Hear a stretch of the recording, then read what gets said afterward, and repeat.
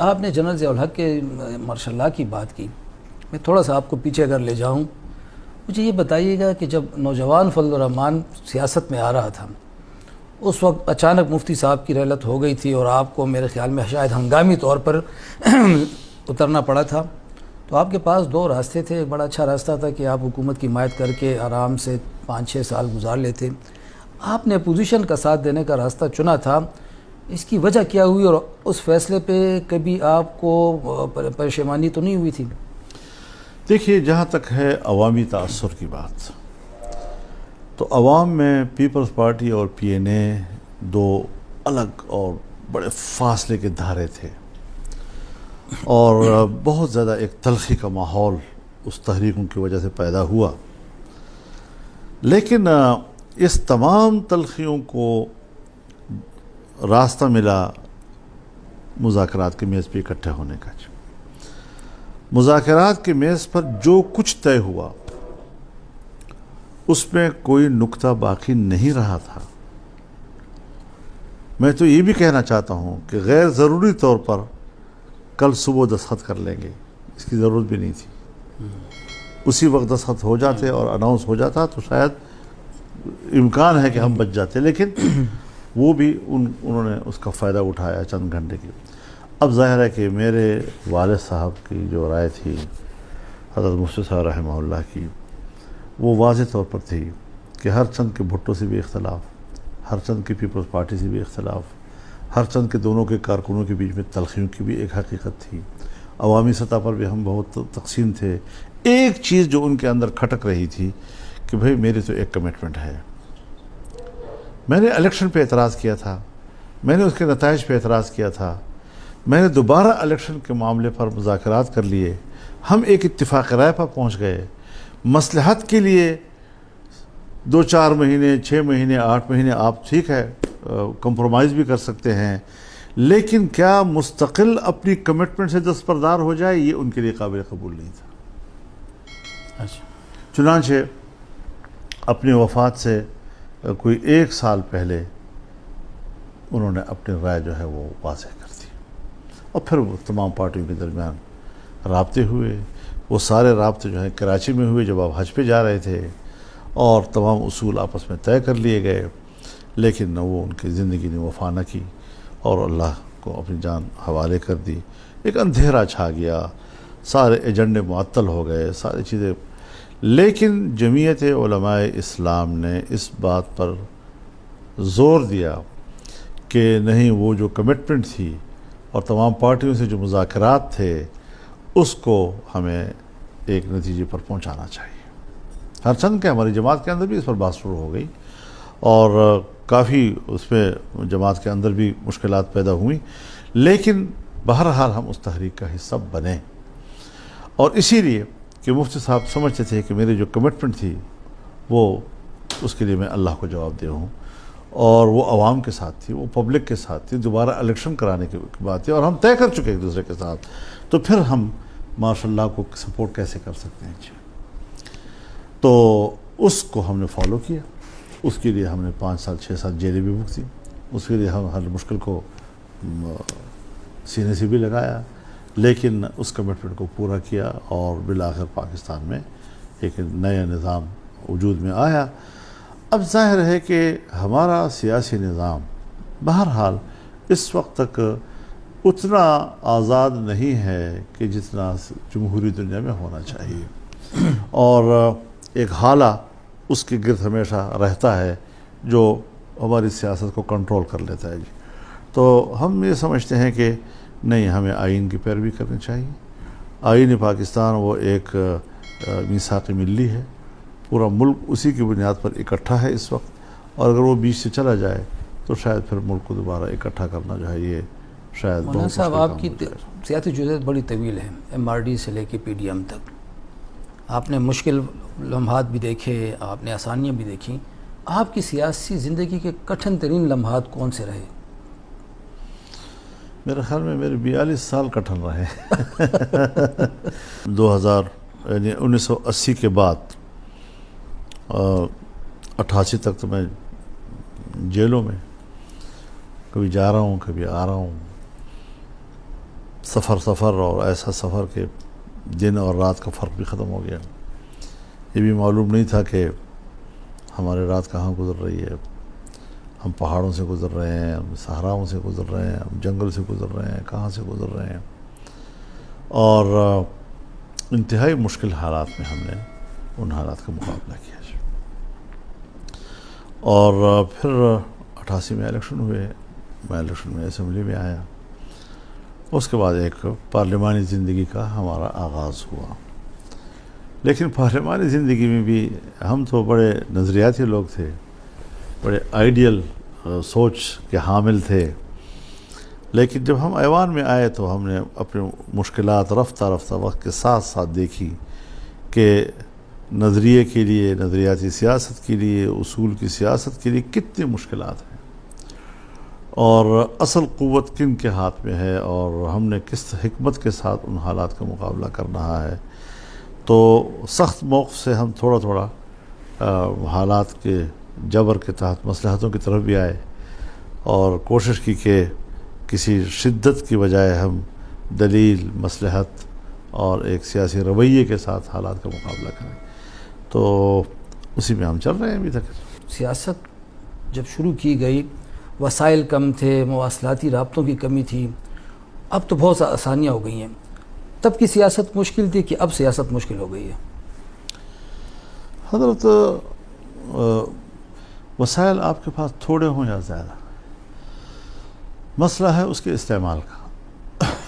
ہمارے پاس اس وقت تھوڑے وسائل تھے, اور ہم بغیر کسی پروٹوکول کے, کوئی حفاظتی گارڈ کے, تنہا ایک گاڑی میں سفر کرتے تھے اور پورے ملک کا سفر کرتے تھے, اور کوئی ایئر کنڈیشن گاڑی نہیں تھی ہمارے ساتھ.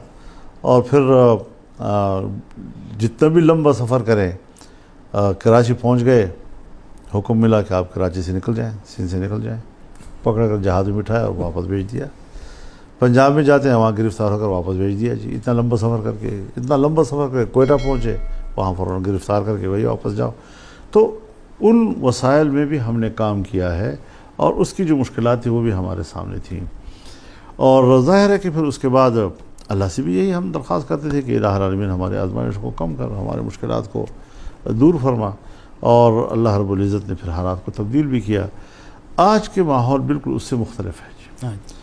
آج وہ صوبہ جس میں میں اور آپ بیٹھے ہوئے ہیں اس وقت, یہ وہ صوبہ ہے کہ جہاں پر پشتون اکثریت ہے, اور یہ وہ صوبہ ہے کہ جہاں پر سب سے زیادہ مضبوط پشتون کلچر ہے. اور جہاں پر پشتون ہوتا ہے وہاں پر مذہب کی جڑیں بھی گہری ہوتی ہیں. وہ بڑا کٹر قسم کا مذہبی ایک ماحول رکھتا ہے.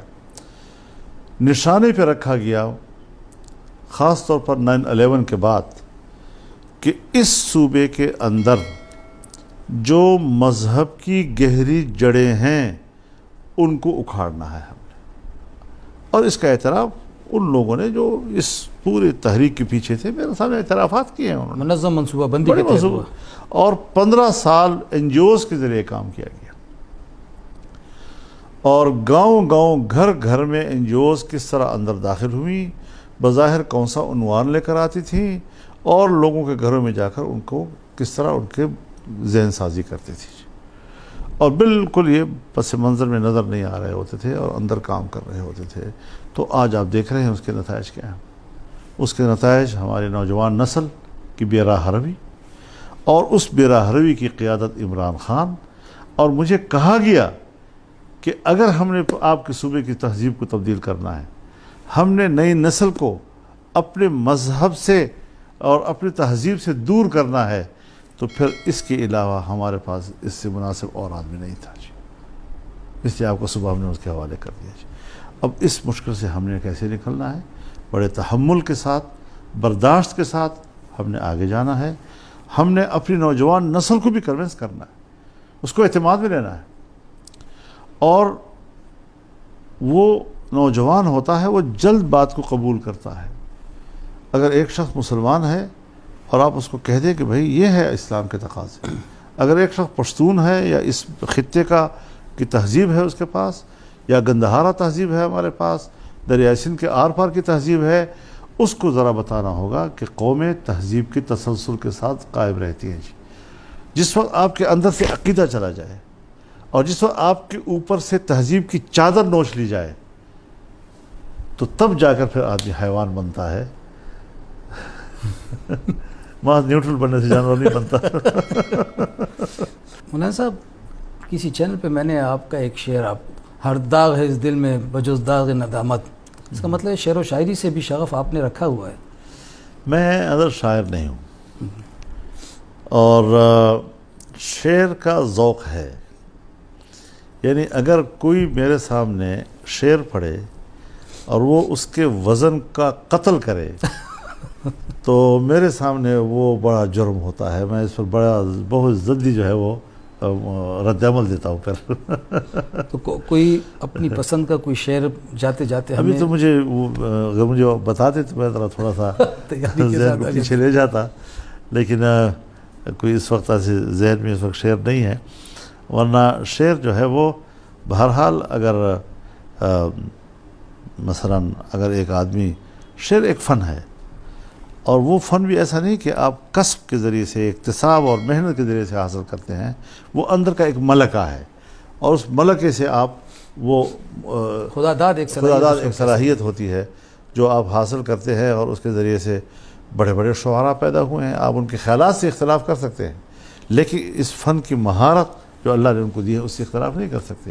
آپ احمد فراز سے اختلاف کر سکتے ہیں، آپ فیض سے اختلاف کر سکتے ہیں، آپ اقبال سے اختلاف کر سکتے ہیں، آپ مرزا غالب سے اختلاف کر سکتے ہیں، لیکن شعر کی دنیا میں جو ان کا مقام ہے آپ اس سے انکار نہیں کر سکتے. شکار کا کبھی شوق کیا ہے جی آپ نے؟ شوق تو نہیں کیا، اور اگر تھا بھی تو اصل بات یہ ہے کہ میری جو جوانی گزری ہے نا، اب آپ مجھے بتائیں کہ میرے والد صاحب رحمہ اللہ کا جب انتقال ہوا تو میں 27 سال کا تھا.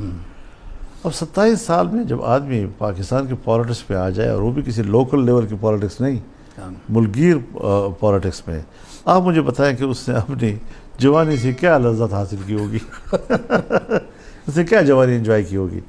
لیکن یہ ہے کہ اسی میدان میں پھر ہم نے پوری جولانی جو ہے وہ سیاحت کا شوق تو آپ نے رکھا ہوا ہے. سیر و سیاحت کو اور شکار کو اور بہت سی چیزوں کو دل چاہتا ہے کہ آدمی کرے، لیکن یہ ہے کہ میرا جو زندگی کا میدان ہے اس نے مجھے اس کے لیے فرصت نہیں دی. اور دل نے بہت چاہا. اب ظاہر ہے جی کہ آپ کا دل بہت چاہتا ہے اور آپ ایک عظیم مقصد کو سامنے رکھ کر وہ نہیں کر پاتے، اس کو بھی تو قربانی کہتے ہیں نا. دل و دماغ کی لڑائی میں پھر آپ کس کا ساتھ دیتے ہیں؟ دل و دماغ کی لڑائی میں پھر میں دل کا ساتھ دیتا ہوں جی. کیونکہ دل جو ہے وہ بنیاد بنتا ہے اور دل پھر اپنا فیصلہ دماغ کے حوالے کرتا ہے. تو دل کی حیثیت صدر کی ہے اور دماغ کی حیثیت وزیر اعظم کی ہوتی ہے. وہ ایگزیکٹو پاور ہوتا ہے جی، وہ پھر اعضاء کو حوالے کرتا ہے ساری چیزیں جی. تو یہ جو لوگ کہتے ہیں نا جی کہ یہ دماغ سے نہیں سوچتے اور دل سے سوچتے ہیں، اللہ رب العزت نے ہمیشہ ہدایت اور گمراہی کا مرکز جو ہے وہ دل کو قرار دیا ہے. تو ہمیں ان اصطلاحات کو زیادہ اہمیت دینی چاہیے، نہ یہ کہ اپنے ماحول کے گڑی ہوئی جو ہماری اصطلاحات ہیں بس اس کے پیچھے ہم جاتے رہیں.